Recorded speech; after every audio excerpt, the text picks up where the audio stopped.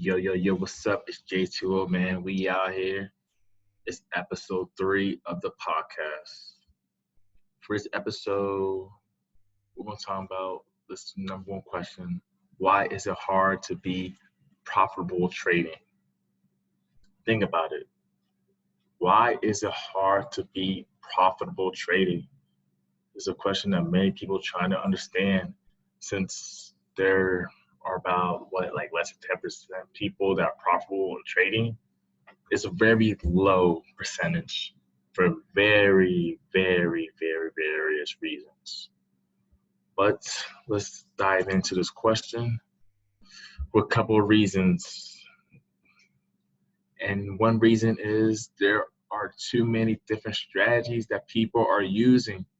People are using too many strategies to trade. Like when I first started trading, I just wanted to learn. So I learned one strategy, then I learned a new one. Someone said, oh, this strategy works. I tried that. I had all these different strategies, and it started to affect my trading, like percentage, my win percentage. Because I tried one strategy that took me a while to learn, and I will be like right for a couple of times, and then I learned something new that someone said, oh, this one's better, this one works. So I tried that strategy. And then I start to mess up and be on a losing streak. So I'm trying to figure out something new. Then I get better, and then I want to try something else, and then I try to combine them, and it's not working. So then it's like a struggle trying to find what works. And that's why people are not profitable, because they're making it overcomplicated by having too many strategies. Some they don't even know why they're doing it. They're just doing it because people say it works, and they're losing money. Next reason is the fear of the market. A lot of people are scared of the market, man. It's a beast. You got the institutions, the banks, trading, a lot of money. They push in the markets. There's a reason why it goes up and down. They just move the markets. You got the retail traders. You got so many people trading, so many people talking about how to trade, blah, blah, blah, their strategies, why they're buying, why they're selling. And it can get scary sometimes, not understanding how to trade. You feel like you got to be so smart.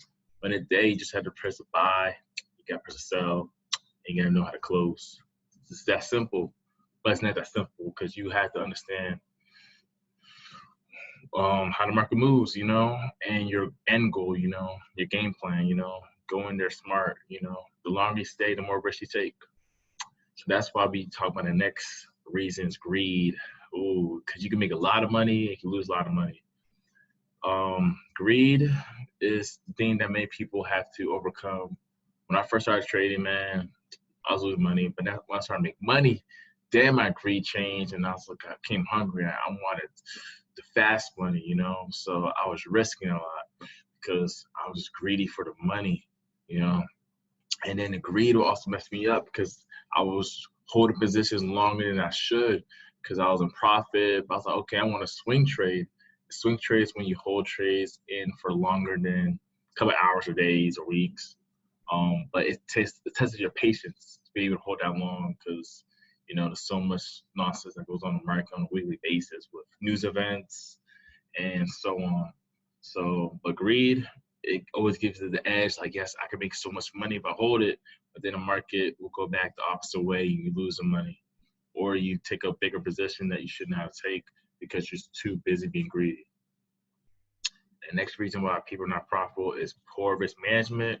Also comes into greed too, because sometimes like risk management, you think, okay, I know what I'm going to risk to make this amount of money, but when we mix greed into it, it's like it goes down the water, down the drain, and you just want to risk a lot to make a lot.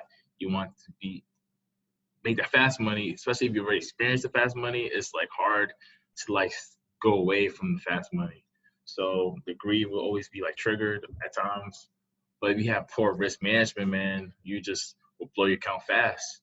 You have $100 account, which you could flip to 1,000, which I've done it before off one trade, but it's a higher risk, and I could easily blow my account or be in the negatives by owing the broker because of over leverage and other factors. So having poor risk management could be very problematic to your trading career. You will feel like you suck all the time. Because instead of being able to take multiple trades, you're taking one or two and you're just blowing your account of bad decisions or just holding these trades too long, when it's in the wrong direction because you have bad risk management for your trades. So these are like crucial factors why people are not profitable. But also I got some solutions.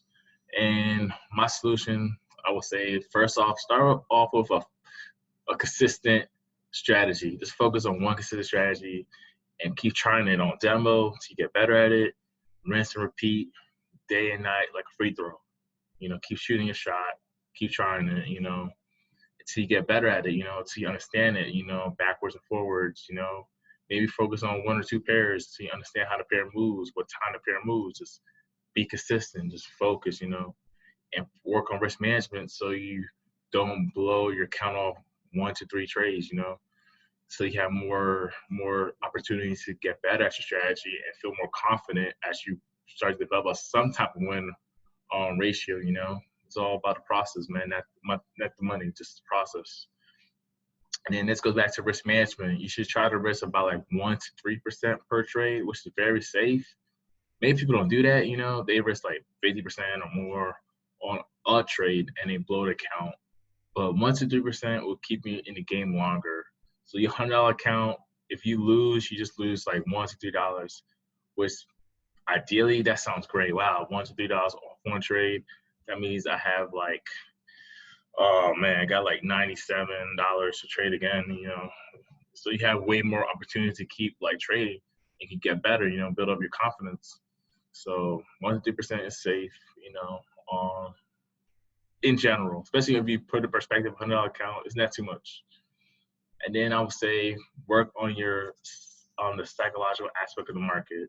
The market messes with people's mind, People think they know how to trade, but then when you trade, you have to understand how the market moves. You understand the market moves, you become a better trader because then you'll be able to look at things like supply demand zones and understand, okay, I'm in the demand zone, so I know it's going to be a buy soon. So you can be patient. You won't be worried when it's like consolidation or funny stuff because you know how the market moves. So it becomes like a psychological aspect of understanding the market to be successful. And also, I would highly suggest looking at high time frames, especially like the 4-hour chart. Look at a 4-hour chart, it has each candle's 4 hours. You kind of can see the structure or the direction where the market's going. Or you can look at a daily, which each candle's a representative day, and you see like how the market moves, each day, And 4-hour chart, back to 4-hour chart, you can see how the market moves. So the more candles in the day chart, you can make great decisions on, okay, if it's an uptrend or is it going to be a downtrend based off the candlestick patterns. They should learn to be a profitable trader. So these are some solutions I have, that help me become a better trader. I suggest you to continue to follow me to learn more tips, understandings on how to even become better, over time, repetition to keep getting better, focus on strategy. If you have questions, let me know. Just send me up. My name is J2O. You already know, man. We out here.